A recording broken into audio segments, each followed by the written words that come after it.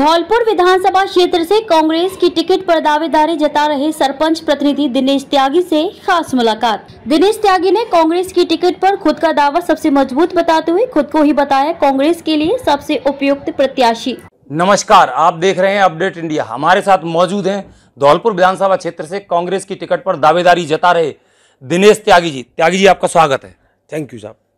त्यागी जी, आप और आपका परिवार लंबे समय से राजनीति करते आ रहे हैं। जी हाँ साहब। हम आपसे ही जानना चाहते हैं आपके राजनीतिक जीवन की कहानी। मेरे परिवार में मेरे पिताजी 3 बार सरपंच रहे, उससे पूर्व में मेरे ताऊ जी 2 बार रहे और उससे पूर्व में भी मेरे बाबा 2 बार सरपंच रहे थे।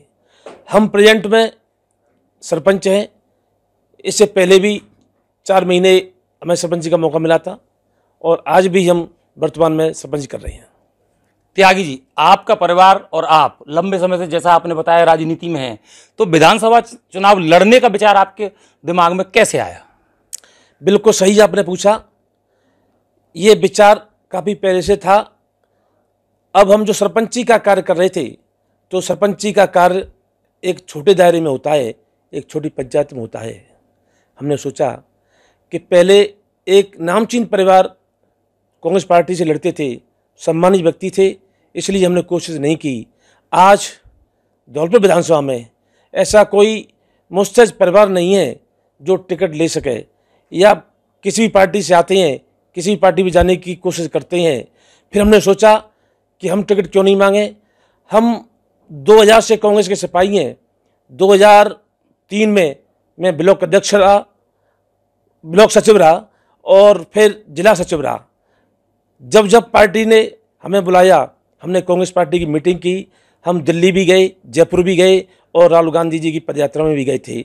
इसलिए हमें सोचा कि पार्टी की टिकट लें और सेवा करने का मौका प्राप्त करें। आप त्यागी समाज से हैं। त्यागी समाज बहुतायत में माना जाता है कि भाजपा को सपोर्ट करता है।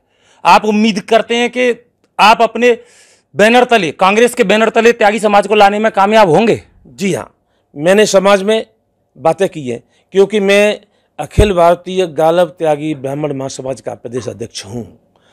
इस नाते से मैंने कई मीटिंगें की हैं। त्यागी समाज का विश्वास जताया है। उन्होंने मुझे विश्वास दिया है कि अगर आपको पार्टी टिकट देती है तो पूरा त्यागी समाज आपके साथ होगा। पूरा त्यागी समाज आपके साथ होगा या समाज में 2 फाड़ होंगे? ना ना ना, पूरा समाज मेरे साथ होगा। टिकट अगर पार्टी मुझे देती है, विश्वास जताती है तो। आप राजनीति कर रहे हैं, जिले की राजनीति को आप अपने राजनीतिक जीवन में जितना आपने देखा है, जिले की राजनीति को आप किस तरह से देखते हैं? जिले की राजनीति में कई उतार चढ़ाव आते हैं। अब जिले की राजनीति जो विधायक हैं पूर्व में, वर्तमान में तो बीजेपी के विधायक हैं और जो कांग्रेस के नाम पर टिकट मांग रहे हैं, तो यह थोड़ी सी गलती है। पहले BL कुशवाहा चुनाव लड़े थे 2013 में, तो BSP से लड़ी थी और उस चुनाव में डॉक्टर शिवचंद्र कुशवाहा और शोभा रानी प्रचारक रहे।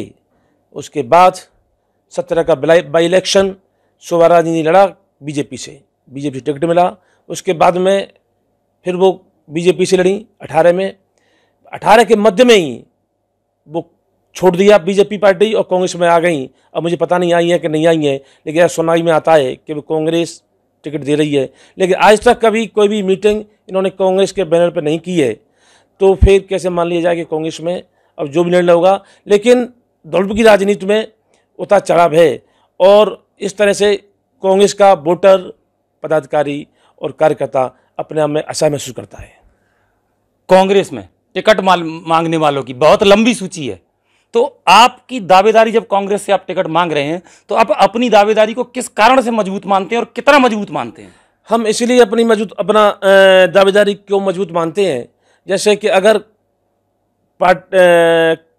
किसी कारणवश पार्टी टिकट शोभा रानी जी को देती है और बीजेपी में भी कुशवाहा समाज का आता है, तो 36,000 वोट उनके होते हैं। और अगर गणित की बात करें तो दोनों को डिवाइडेशन कर दिया जाए तो 16,000 वोट होते हैं और उस वक्त त्यागी समाज के 17,000 वोट हैं तो निश्चितपूर्व टिकट हमें मिल सकती है, क्योंकि त्यागी समाज के वोट ज़्यादा होंगे। आपके अनुमान से, जिस तरह आपने गणित बताया, तो क्या ये चुनाव विकास की राजनीति पर न लड़के जातिगत आंकड़ों पर लड़ा जाएगा? अब तक तो जातीय आंकड़ों पर लड़ा गया है, क्यों 18 के चुनाव में एक तो आप भी वही अनुसरण करेंगे? मैं तो वो नहीं करूँगा, क्यों उन्होंने करा था ऐसा, जैसे कि उन्होंने एक ही समाज को दो लोगों को टिकट मिला तो उन्होंने सोचा कि एक ही समाज को देंगे, लेकिन ऐसा नहीं है। अब समाज की राजनीति नहीं होनी चाहिए। अब हम पूरे समाज को जितने भी हैं सबको साथ लेके चलेंगे, उनसे बात करेंगे, तब टिकट मांगने की कोशिश कर रही है।